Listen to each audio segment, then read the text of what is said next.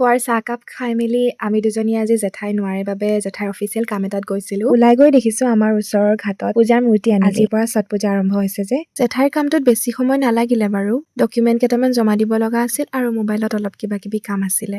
তাৰ পৰা উভতি আহি আমি বৌহঁতৰ দোকানত অকণমান সোমালো। মানে 10 টকা এটা আছিলে, তাকে ঠাণ্ডা এটা খাই আহিলো। এইটো আকৌ বৌহঁতৰ দোকানৰ কাষ্টমাৰো আৰু মালিকো। আৰু এই দুগৰাকী টুইনছ হয় দেই, জোনমণি ৰুণজোন।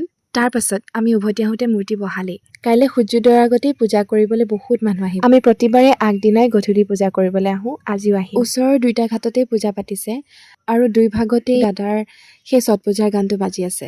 দাদা নোহোৱা হোৱাৰ পাছত এই গানটো মই যোনদিনা ফাৰ্ষ্ট টাইম শুনিছিলোঁ, তেতিয়া মোৰ এনেকুৱা লাগিছিল আমি যে আৰু কিমান গান শুনিবলৈ বাকী আছে ঠিকনা নাই। এই গানটো কিবা এটা ভাল লাগি গৈছিলে মোৰ। আহিয়ে গা পা ধুই তুলসী তলত চাকি গছ দি পূজালে বুলি ওলাইছো।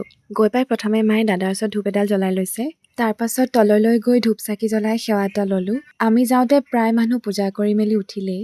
আমাৰ যোৱা অকণমান দেৰিয়ে হ'ল বাৰু। আচলতে ৰাতিপুৱাও যাব পাৰি পূজা কৰিবলৈ, কিন্তু ৰাতিপুৱা বহুত বেছি ভিৰ হয়। মানুহৰ হেঁচা ঠেলাত কেতিয়াবা ভালকে চাকি গছো জ্বলাব নোৱাৰি, সেইকাৰণে আমি সদায় গধূলিয়ে যাওঁ। ফুচকাক ইগনৰ কৰিব পাৰি জানো? বাৰু এতিয়ালৈ এয়াই দিয়ক।